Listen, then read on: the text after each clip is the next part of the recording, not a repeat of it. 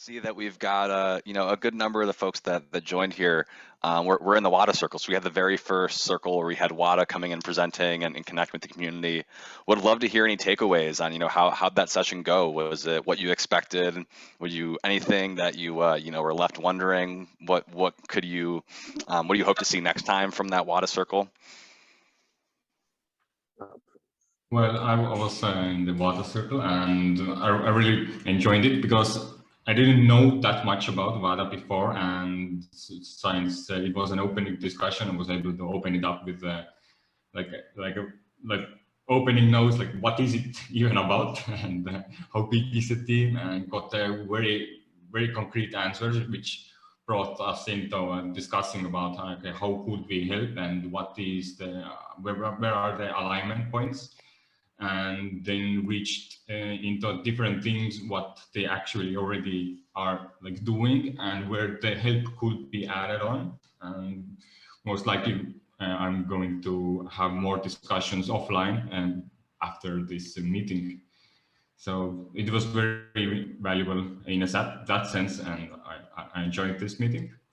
And overall, this swarm, yeah, I kind of felt that the introductions were kind of fell off the roof compared to but it's a dip.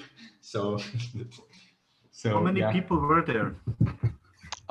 Would we have maybe like 7? I think we had maybe like 9 or 10 at the max. Then we ended with maybe 6 at the end there. So not necessarily. I think we had 2 or 3 people that joined that are on the ground in Africa, and then we had the 2 kind of people that helped start this thing back in even pre-fund 1, Mercy, who's from Ghana but now living in oh man, the exact part, but I know she's in Canada somewhere these days, but she's from Ghana. There you go. And then also heard from Josh, another the global lead. So again, we had I think maybe 2 or 3 people hanging around that are more on the ground, and then we also heard from the 2 founders that have close ties. But I think Josh is in the UK, and then Mercy is in Alberta. Did that answer the question for you, Aldian? Yeah. I think that's really good to have like people on the west side, but direct contact to the countries inside Africa. Yeah, and to that point, one thing that we talked about today, so WADA has a number of partner proposers that they work with. They're kind of an umbrella under which a lot of things sit. And there's been a lot of meetings that have happened, checking in with those proposers, having meetings, honestly, like a lot like this, where they're sharing progress and sharing updates. And one thing we talked about today is that WADA wants to take those meetings that have been kind of happening behind closed doors up to this point and actually have that happen in the swarm context. And so what we can look forward to in future swarms in that WADA circle is, hearing from those people that are on the ground and are executing at a more tactical level and not just at this high level strategic kind of conversation, but actually hearing about some of the work going on the ground. So I'm looking forward to that, and hopefully we'll kind of speak a little bit more to what you're saying, Aldian. It is so important to hear about those people that are working on the ground. I was there too in the WADA circle, and I must admit that it was very enlightening because, yeah, just like Devo, we all know WADA, but we don't know WADA actually. So that was really good to put some faces on it, hear what they're doing, and especially also the talks and the possible collaborations, because we weren't how far in, and already we agreed upon taking contact and having some discussions the coming week. So I must admit, I'm really glad they came, and I'm hoping they will be coming here many times. So for a first conversation, I couldn't be more happier. Yeah, Rick, it was so cool to see. I mean, we had 10 people there, and I think at various points in the conversation, literally every single person on the call made some kind of connection to be like, oh, this is somewhere that we can help each other. Here's an opportunity for collaboration. And it just got me so excited that day one, first day they're here, we're already seeing, Rick with the link ambassadors can help out, and Tavo with some of the proposal support, and just seeing those collaboration opportunities come together. It was an excellent first session, and it's just so cool to see exactly what we're pushing for here, right? We want to find those opportunities for collaboration, building those relationships, and to see that happen in the very first session was super cool, Rick. I just want to give feedback. I really appreciate that there were good notes taken, because I'm a little bit senile and I got the time zones mixed up and showed up an hour late, which really bums me out, and especially since it wasn't recorded. But the notes are there, so I'm going to go back and take a look. And I'm super happy that they're not to dig it in, Mike, but yeah, just I appreciate the notes being there, so I'll go back and take a look and catch up. Thank you. This is Marta. I was thinking the WADA was really wonderful and helpful to sort of have an introduction to what's going on there. I thought it was really interesting that the like some people from the, she called it the continent from Africa, that they were not able to stay on very long because they, you know, couldn't afford to have their connection for very long, and that there was so many people that could not be included really, or could not become acquainted with the swarm because they don't have access. And so I thought, so I was wondering if maybe there could be a way to do some sort of asynchronous kind of connection for people. If there were people on the continent who could maybe record or people or get their voices or somehow to bring them in so they could be part of the conversation asynchronously if they cannot be part of the conversation within the online. So that's all.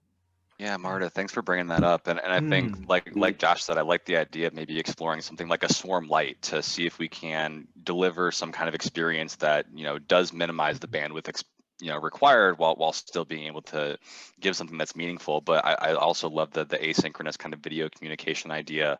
And this might be a nice segue to pivot focus and maybe hear how the proposal circle went. Because I know Randall, you were kind of trying to do it in such a way that it sounded like you were trying to get like almost like a video pitch out of the proposers as they were going through the circle. I wonder any learnings from today that maybe could translate into kind of a repeatable process that folks, you know, on the continent maybe don't have that access or have intermittent access could use maybe as a starting point. Again, that repeatable process to maybe hear from some of these folks asynchronously, and then also maybe using that as a segue to hear how that circle went in general today.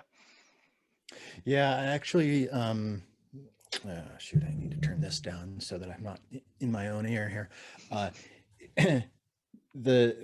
My approach was actually almost exactly opposite to the way you phrased it. I actually wanted it to be anti-video pitch because I really wanted there to be an opening for a conversational style where people are like automatically more comfortable than they would be when they're on the spot and having to give their pitch deck and like one chance and here's your 8 minutes. Yeah. And I don't know, Aiden, what do you think? Did it work?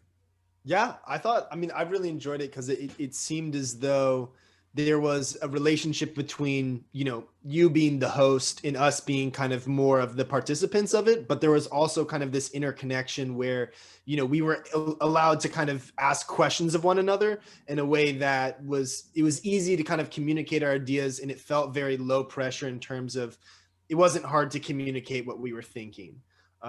So I thought it was well done, and I thought that I had the capacity to share what I wanted to share while also getting to ask questions of other people.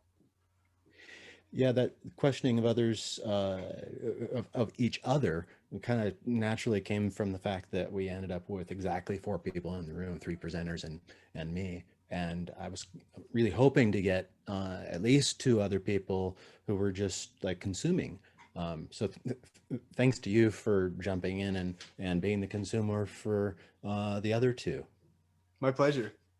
Yeah, and then if I were to give any feedback, I mean, I thought Randall did a really good job of kind of did a great job of asking kind of the follow-up questions towards what we were kind of presenting. And I thought Randall did a lot of good work pre-swarm. So kind of getting to know about the project and the proposers before we came onto the Zoom call. The one thing that I would have just as feedback would be, it might be good to have almost like a designated note taker that is separate from the host. Because one thing that, and correct me if I'm wrong here, but Randall, you were doing a great job of hosting the meeting, but I also felt as though you were also trying to make sure that the notes were available so that other people could kind of consume the context.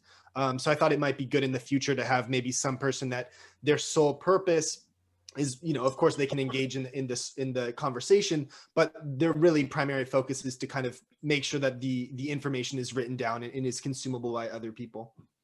Yeah, I would definitely want to get other people to be involved in that way. And what I was thinking about that was, you know, just to connect with a couple of people that I know are effective note takers, and just get their previous buy-in to be joining up.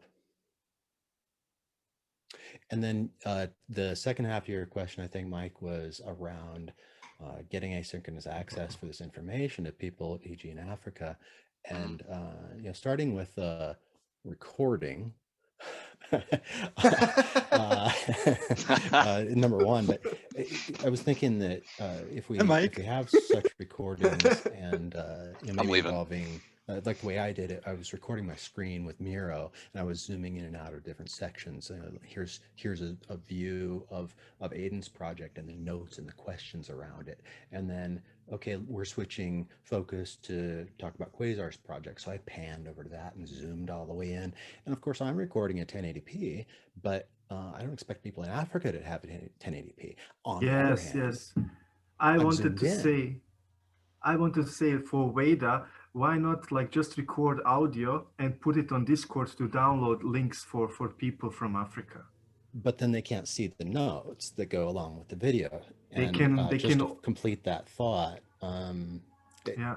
Just because I'm recording at 1080p doesn't mean the content isn't visible at a lower resolution. So if like we drop it into Google Drive and make that link available as a YouTube video that they can look at, you know, they can view it at a resolution that they use to tune their cost profile. The thing is not the resolution. The thing is that I'm not there, but I was in some countries where I had like only 5 GB data stream, the upload, download possible for whole month. So they are not limited only, they're really limited to the megabytes, you know.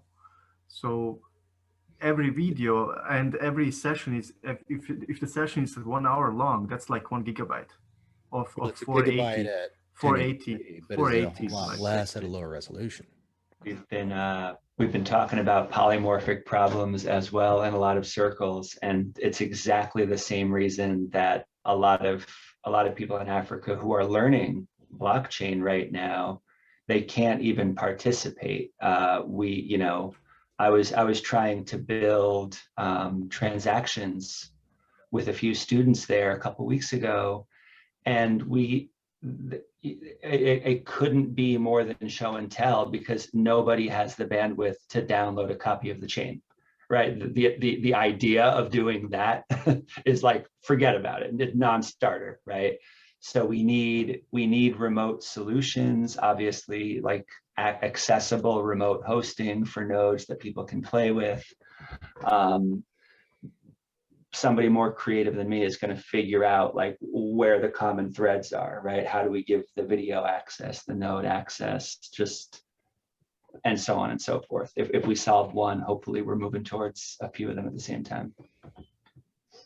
Yeah, this brings us back to the one technical thing Rick also mentioned in the water challenge was like how these mini buses Wi-Fi's work, which got me thinking like where this transmission technology even comes from and what other options we have, because like there are 2 ways to solve this problem: how to downsize the data we want to give them, or to upside the availability, how much they can download. So there is another path is to seek out the best technology we currently have and to see which is most sustainable in the long term for them to just fund. If it's let's assume, like I don't know the money, but let's assume like satellite costs 50,000. So is it better to like make some kind of very intriguing way to educate them for 50,000, or keep the knowledge base same and just put out the satellite for like thousands of people, 10,000 people? I have no clue how much that actually. Yeah, we need to get Starlink to Africa. Let's make a proposal for them. Very sexy. I love it. And really quick, everyone, just to bring us back, you know, I'll be the asshole this time. We're trying to be a little focused on feedback. So I love all the conversation here. You know, great to hear, Randall. Again, I want to, you know, give you a big shout out for, you know, being willing to take on the proposer circle this week, and not only, you know, stepping up and filling that role, but just taking it miles further than where we were last week. So we had a pretty rocky, bumpy start for the very first experiment. And I love to see not only you stepping up, but the way that you were engaging with the proposers all week, and to hear Aiden have such a glowing review. I'm so happy to hear that. That's absolutely awesome. And then to bring it wouldn't back have to where happened unless you got it started, though. Thanks. hey, it's a team effort. You know, I think OCG, we had a little bit of this conversation on Wednesdays, kind of, you know, where are the lines even, you know, where do the contributions start and where do they end? I mean, it's all just one big collaborative thing. And it's super cool to see. But to come back to Marta, your original point or question, I guess, do you want to put a little cap on that for us, as far as the, you know, kind of the asynchronous and getting folks from Africa to be able to share any final thoughts to kind of put a cap on that discussion for us? Well, now that Tivo gave that input too, I was wondering, are there other satellites that are up from other that you're aware of, or that maybe people in Africa that are aware of that could maybe be accessed? The other thing is that, could we map the locations, like create a first layer of locations where access is needed, and then maybe look for ways to fund or source those nodes of access, and then that might be a way to start, and then we could feed out from there. You could locate people, whoever knows people, to locate people. So I mean, I know the one group in Kenya, so I'll try to connect those people together, but I think maybe there's the way to do that. It shouldn't be that difficult, really, right? It shouldn't be that. It's just more like feet on the ground, and who's out there to be the feet on the ground, and you know, that sort of thing. And how does that all work? That's all. You know, one new face on here, Jenny. I don't know if we've had the pleasure of connecting. You've been quiet here. I would love to hear any feedback you've had from today, if you don't mind me putting you on the spot. I mean, no, for me it's like, yeah, thank you for putting me on the spot. I'm really just here to absorb, just here to see what this group is about, and then potentially see how I can contribute or volunteer or contribute. However, I don't know. It's been an interesting session this week, I think. I just hopped into this group a little bit late, and then Felix encouraged me to hop into the group with Victor.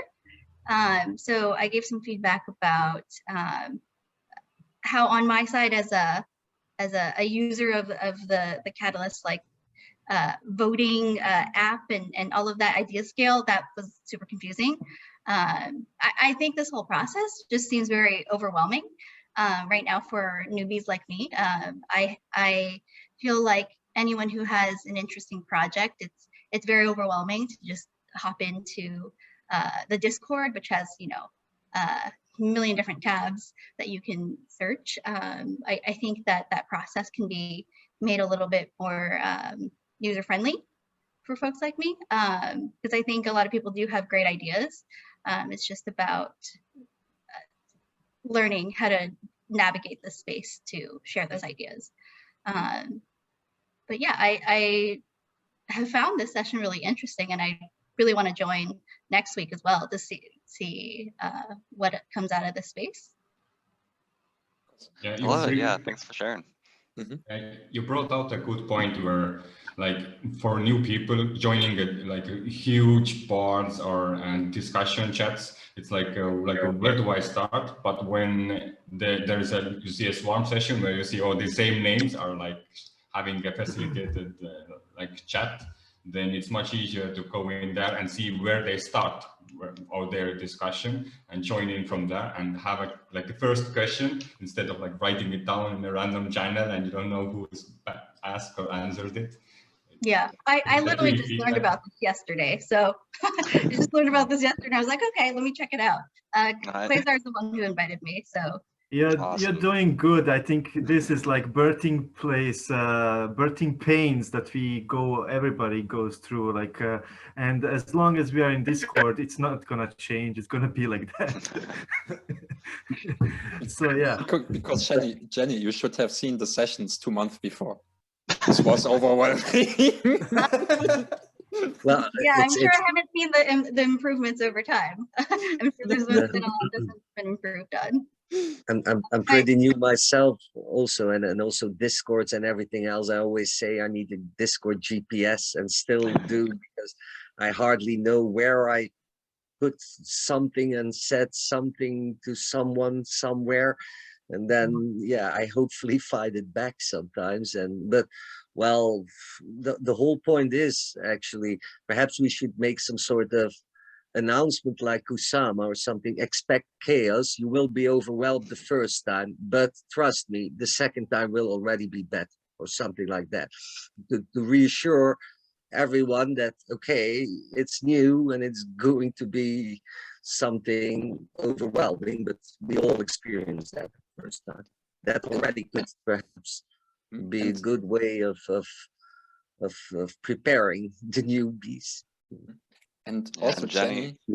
Oh, Mike, sorry. Yeah, just as you're getting more involved here, Jenny, I would definitely encourage you, feel empowered to be, not just a consumer of those improvements, but be a driver. Come in here, and I think, perspective from someone like you that is still new and still figuring it out. This kind of catalyst school idea is starting to take shape, and right, it's great to have the perspective of people that have been around for a while and know their way around, but the fresh perspective on, day one, this is still my felt pain points, right? That's so important to incorporate into that kind of thing. And so if you're willing and able to come back and suffer through another one of these crazy sessions with us, I would definitely just encourage you to, be a big player, like everything is totally open here. I would just encourage you to, as much as you want to contribute and step in and kind of be part of that optimization process, I just want you to feel like you are, totally supported and empowered to do that. And that's kind of what this whole thing is all about, is everybody coming in and finding where their talents and,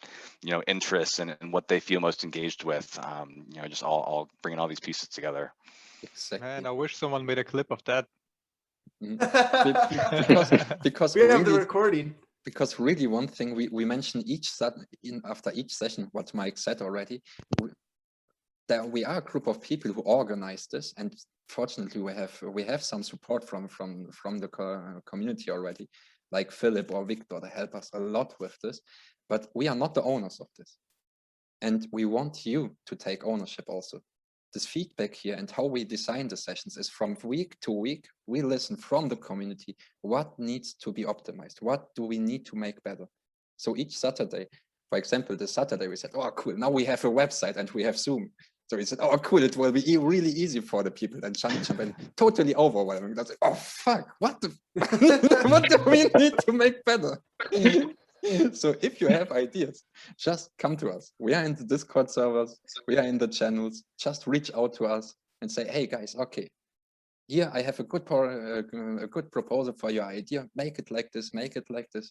Or even if you want to add something totally new, hey, we are open. The Swarm is a community-owned session. Everyone who wants is an owner. It's really important to mention. For me also important to mention to Jenny is that well, for my first time as well, I also came in, it was just to explore something, and perhaps also have the same sort of shame of starting to speak my mind, because you're not really used to blockchain or to Cardano or anything as well. But what needs to be stressed is that everybody here also appreciates all the skills and talents outside of blockchain, because you have your expertise in your field of domain. You can be an artist, you can be good at teaching, or have some sort of it, and it's all helpful and also very appreciated, because I started out silent, and somebody asked for my input. I think it was Mike. He's really good at that. And then I started talking, and then people started encouraging me. I was almost saying like, I don't know enough about blockchain, but he kept on saying, no, this is good stuff. Go on. So you will notice. Don't be afraid. We all have our expertise, and it's not because you can't code. I can't code for shit neither, but still people seem to be appreciating the stuff I am good at. I'm good at sales, I'm good at other stuff, or win-wins, or conceptualize, and everybody here has his strong points and also their weaknesses, but that's what we're here for. We get help from each other for our weaknesses, and we just contribute with our skills. And so never be ashamed to speak out, to say something. Even some people here are afraid to say, yeah, I'm not agreeing with it, but please don't be mad at me, but I have an opposing view. No, those views are also welcome, because we learn about every sort of input. I really appreciate the encouragement in this community already. It's really supportive. I will do my best to speak up and participate as well. Just to give you guys some background on me, since I just hopped in here. In real life, I'm actually a CPA, so I might be able to provide some value there. Yeah, I think I'll definitely look out for opportunities where I can speak up. I was just going to add, I'm actually the software development manager for a marketplace that's online, and we service about 135 different countries. And my team spend about 85% of their time on different compliance projects. Every country now has some form of marketplace facilitator responsibilities to collect taxes in different jurisdictions. There's different privacy regulations with the California stuff, the GDPR, the CCPA. There's all sorts of different things that you have to think about as an online marketplace. And it's going to get really interesting once DAOs come on the scene with Cardano and smart contracts, because then you don't have a domiciled place you're doing business. So how do you enforce these things? So I think it's going to be a highly dynamic and evolving space where governments and legislatures are going to have to figure this out, but nobody has the answers right now. So I would say just expect, if you're going to be an international marketplace, to have a lot of work coming down the pike to comply in different ways.